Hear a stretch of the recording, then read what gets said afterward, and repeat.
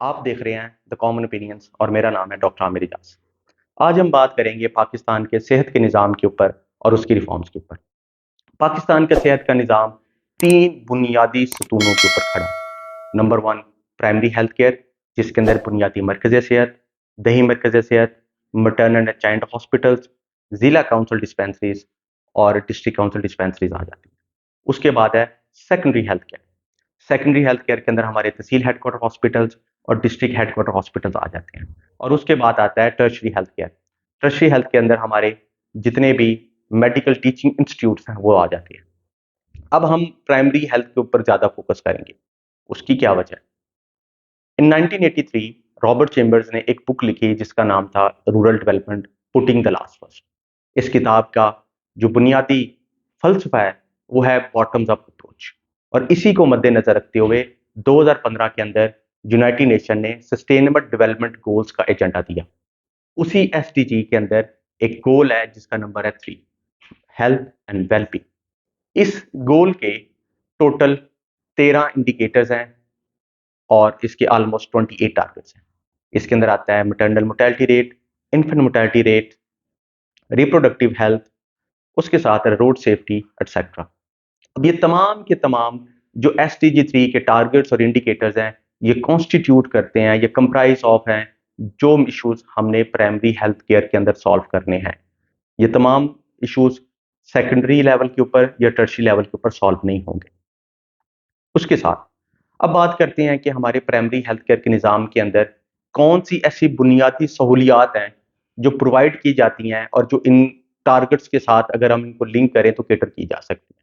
इसमें curative health है, इसके अंदर प्रिवेंटिव हेल्थ सर्विसेज हैं, इसके अंदर माइनर एक्सरेज हैं, टीबी डॉट्स का प्रोग्राम है, इसके अंदर हमारे पास फैमिली प्लानिंग और रिप्रोडक्टिव हेल्थ के अंदर जो डिफरेंट सहूलियात हैं वो हम बुनियादी मरकज सेहत या दही मरकज सेहत में प्रोवाइड कर रहे हैं।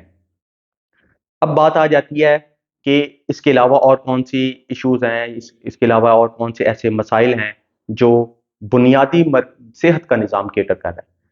हमारे lady health workers, lady health visitors, हमारे अलाइड हेल्थ प्रोफेशनल्स, जब भी पोलियो की कैंपेन्स होती हैं तो ये हमारे लीडिंग वर्कफोर्स होती है। उसके साथ साथ मीजल्स की, टाइफाइड की कैंपेन्स में भी ये हमारा साथ देते हैं। अब ऐसे कौन से इश्यूज हैं जो हमारे बुनियादी सेहत के निज़ाम को दरपेश है? सबसे पहले अगर हम पंजाब की बात करें तो पंजाब का जो सेहत के निज़ाम का बजट है वो 470 अरब रुपए है जो 2022 के अंदर पेश हुआ। इस 470 अरब रुपए में से 174 अरब रुपए सिर्फ और सिर्फ डेवलपमेंट कामों के लिए रखा गया है। और इस 174 अरब में से भी बस 21 अरब रुपया बुनियादी सेहत के निज़ाम के लिए मुख्तस किया गया है। अब ये बहुत ही छोटी रकम है जिसके थ्रू हम ना तो अपने सस्टेनेबल डेवलपमेंट के जो एजेंडा है उसको अचीव कर सकते हैं और ना ही कोई खातिर खा जमीन के ऊपर हम इसके ऊपर कोई काम कर सकते हैं। अब जो मसाइल हैं बुनियादी सेहत के निज़ाम के अंदर वो बहुत ज़्यादा हैं। उसके अंदर हमारे जो हेल्थ प्रोफेशनल्स हैं उनकी सिक्योरिटी का इशू है। उसके अंदर जो पंजाब के अंदर खड़ी की गई Punjab health facilities management company है उसके एडमिनिस्ट्रेटिव और फाइनेंशियल इश्यूज हैं। उसके साथ साथ लोगों की सैलरीज और इंसेंटिव्स का इशू है। इसके साथ साथ तकरीबन तकरीबन नॉन एग्जिस्टेंस रेफरल सिस्टम एक बुनियादी खराबी है बुनियादी सेहत के निज़ाम के अंदर। और जो इसके साथ एक और बड़ा मसला है वो है solid waste management. Medical waste के कोई भी खातिर खा निज़ाम बुनियादी सेहत के निज़ाम के साथ मुंसलिक नहीं है। अब ऐसे कौन से रिफॉर्म्स है जो हम करके तो इन इश्यूज को ठीक किया जा सकता है? देखें, सबसे पहले तो बॉटम्स अप अप्रोच की फिलॉसफी के ऊपर हमें अमल पैरा होना पड़ेगा। आप अगर अपनी बुनियाद को ठीक नहीं करेंगे तो आपका कोई भी निज़ाम ज़्यादा देर खड़ा नहीं रह सकता। बुनियादी health care, primary health care is the bedrock on which this whole medical और हेल्थ इंफ्रास्ट्रक्चर स्टैंडिंग। तो इसके लिए ज़रूरी है कि हम ऐसे रियलिस्टिक रिफॉर्म्स करें प्राइमरी हेल्थ केयर के अंदर कि हमारा हेल्थ का निज़ाम ठीक हो जाए। नंबर वन, आप एक कॉम्प्रीहेंसिव रेफरल सिस्टम क्रिएट करें। वो ऑनलाइन भी हो सकता है, वो मैनुअल भी हो सकता है, जिसके थ्रू बुनियादी मरकज से सेहत पे आने वाला मरीज पहले दही मरकज़ी सेहत पे रेफर हो, दही मरकज़ी सेहत वाला मरीज THQ पे रेफर हो, और इसी हायरार्की को फॉलो किया जाए DHQ और टीचिंग इंस्टीट्यूशंस। इससे क्या होगा?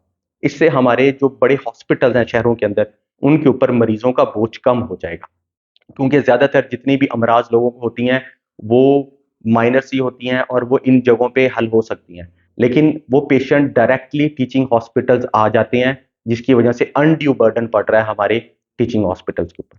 नंबर 2, स्टाफ की शॉर्टेज बहुत ज्यादा है। टीचिंग इंस्टीट्यूशंस के अंदर शॉर्टेज है और in primary health care facilities के ऊपर भी शॉर्टेज है। उसके साथ साथ हमें जो मेडिकल हेल्थ प्रोफेशनल्स हैं उनको एक अच्छा सैलरी का पैकेज देना पड़ेगा। जितने लोग भी दूर दराज दही इलाकों में खिदमात सर अंजाम देने के लिए जाते हैं, तो उसके लिए ज़रूरी है कि बेस्ट टैलेंट को अट्रैक्ट करने के लिए एक अच्छा सैलरी पैकेज उनको दिया जाए। वो आप उनको डिफरेंट तरीकों से इंसेंटिवाइज किया जा सकता है, और स्कोप इसमें काफ़ी मौजूद है और हुकूमत इसके अंदर काफ़ी काम कर सकती है। उसके साथ एडमिनिस्ट्रेटिव और फाइनेंशियल डेवोल्यूशन, ये बहुत इंपॉर्टेंट है अगर हमने प्राइमरी हेल्थ केयर को या किसी भी टीयर ऑफ हेल्थ केयर को हमने ठीक करना है, ये उसके लिए बहुत इंपॉर्टेंट है। अब हम जो बुनियादी सेहत का निज़ाम को कैसे ठीक कर सकते हैं? देखें, हम दो पैरेलल सिस्टम्स चला रहे हैं 14 अजला में पंजाब के, जिसमें डिस्ट्रिक्ट हेल्थ अथॉरिटी और Punjab health facilities management company, ये दो डिफरेंट टीयर्स एक ही तरह के लोगों को डील कर रहे हैं। कुछ पावर्स PHFMC के पास हैं, तो कुछ पावर डिस्ट्रिक्ट हेल्थ अथॉरिटीज के पास है। ये पैरेलल निज़ाम क्रिपल कर रहा है पूरे के पूरे प्राइमरी हेल्थ केयर को। इसके लिए ज़रूरी है कि हम एक यूनिफॉर्म निज़ाम लेके आए, जिसमें डिसेंट्रलाइजेशन का कॉन्सेप्ट लाया जा सके। फॉर एग्जाम्पल, हम किसी भी एक बुनियादी दही मरकज़ी सेहत के साथ 10 बुनियादी मरकज़ी सेहत को लिंक करके उनको फाइनेंशियल और एडमिनिस्ट्रेटिव पावर दी जा सकती है। वहाँ पे जो भी सीनियर मोस्ट डॉक्टर होगा, वो देखेगा कि स्टाफ की कैसे उसको रैशनलाइज किया जाएगा, कौन सी सर्विसेज जो हैं। उसके अलावा हमारे जो मेडिसिन जो है, उसका वो एक वेयर हाउस आप RAC के अंदर क्रिएट कर सकते हैं, और वहाँ पे काफ़ी सारी हमारे पास रूम अवेलेबल होता है कि हम उसको इस चीज़ में कन्वर्ट किया जा सके। प्रोक्योरमेंट के निज़ाम को बेहतर करने की ज़रूरत है। अब डॉक्टर से इनपुट लें, जो बुनियादी मरकज़ी सेहत और दही मरकज़ी सेहत पे काम करने वाला डॉक्टर है, उसकी इनपुट बहुत ज़रूरी है। देखें, कुछ जगहों के ऊपर क्या हो रहा है कि कुछ खास किस्म की कम्युनिकेबल या नॉन कम्युनिकेबल डिजीज़ेज़ का बर्डन ज़्यादा है। दैट मीन्स कि उस एरिया के अंदर कुछ खास किस्म की मेडिसिन की ज़्यादा ज़रूरत है। तो उस प्रोक्योरमेंट के अंदर हम ये मद्देनज़र रखें कि हमने किस हेल्थ फैसिलिटी को कौन-सी मेडिसिन ज़्यादा देनी है और बाकी किसको देनी है। इससे क्या होगा कि इससे हम जो गवर्नमेंट एक्सचेकर है, उसके पैसे की एक इफेक्टिव यूटिलाइजेशन होगी। हम अपने रिसोर्सेज जो कि बहुत ही कम है हमारे पास, उनकी बेटर यूटिलाइजेशन होगी, और उसका जो इंटेंडेड इफेक्ट है लोगों के ऊपर, वो भी आएगा, और लोगों का एतमाद भी बहाल होगा सेहत के निज़ाम के ऊपर। इसके साथ साथ हम 3 ईयर टू 5 ईयर प्लान कर सकते हैं, जो हमने मेडिकल इक्विपमेंट इन दो किस्म के मेडिकल इंस्टीट्यूशंस को देना है, BHUs एंड RAC। उसमें एक्सरे मशीन हो सकती हैं, उसमें अल्ट्रासाउंड मशीन हो सकती है, नेबुलाइजर्स हो सकते हैं, उसके अंदर ऑटोक्लेव्स हो सकती हैं, जिससे हमने इंस्ट्रूमेंट्स को स्टरलाइज करना है। एक इफेक्टिव 3 ईयर प्लान के थ्रू हम इसको इंप्लीमेंट किया जा सकता है, जिसमें तमाम के तमाम पंजाब और दूसरे जो हमारे हेल्थ केयर के इंस्टीट्यूशंस हैं, उनको उसमें ऑन बोर्ड लिया जा सकता है। अब इसके आगे हम क्या करेंगे? इसके बाद बारी आती है PHFMC। PHFMC के अंदर क्या हुआ कि रूरल सपोर्ट प्रोग्राम जो एक पंजाब के अंदर पुराना चल रहा था, उसी के जो लोग थे उनको डिफरेंट पोजीशंस को पे दे दिया गया। उसमें असिस्टेंट मैनेजर्स हैं, उसके अंदर डिस्ट्रिक्ट मैनेजर्स हैं। आप जब डील करें एक डॉक्टर के साथ, तो you need to be cordial, you need to be courteous, you need to be polite. आमतौर पे एक तासुर जो पाया जाता है डॉक्टर्स कम्युनिटी के अंदर कि ये स्टाफ जो हमारा डील कर रहा होता है PHFMC का, उनका रवैया डॉक्टर के साथ अच्छा नहीं होता। इस रवैये को, इस एटीट्यूड को बदलने की ज़रूरत है। पाकिस्तान को ब्रेन ड्रेन का एक सीवियर क्राइसिस इस वक्त चल रहा है। उसके अंदर अगर हम अपनी ऑलरेडी एक प्रेशियस सोर्स ह्यूमन रिसोर्स जो है, उसको अगर हम इस तरह ट्रीट करेंगे, तो ऑब्वियसली लोग डिस्करेज होंगे और रूरल एरियाज के अंदर काम करने के लिए कोई भी राजी नहीं होगा। तो इसको भी मद्देनजर रखना चाहिए। उसके साथ साथ इसके साथ साथ डिस्ट्रिक्ट हेल्थ अथॉरिटीज को एक मॉडर्नाइज और रीमैप करने की अशद जरूरत है। डिस्ट्रिक्ट हेल्थ अथॉरिटीज के साथ लिंक्ड होते हैं हमारे DHTCs, district health development centres. इनकी मॉडर्नाइजेशन बहुत जरूरी है, क्योंकि आपने कांस्टेंट ट्रेनिंग करनी है अपने हेल्थ प्रोफेशनल्स की, अलाइड हेल्थ प्रोफेशनल्स की। उनको कांस्टेंट अप टू डेट रखना है with different communicable, non communicable diseases, drugs regimes और मल्टी ड्रग रेजिस्टेंट जो केसेस हमारे पास आ रहे हैं, एज वेल एज जो हम कांस्टेंट पोलियो कैंपेन्स, मीजल्स और टाइफाइड की कैंपेन्स कर रहे हैं, उसके लिए भी कांस्टेंट ट्रेनिंग एंड इवैल्यूएशन के सेशन जो हैं वो इन DHTC सेंटर्स के ऊपर होने चाहिए, और जो कि कम हो रहे हैं जिनको अपडेट और ज़्यादा किया जा सकता है। ऑटोमेशन की ज़रूरत है।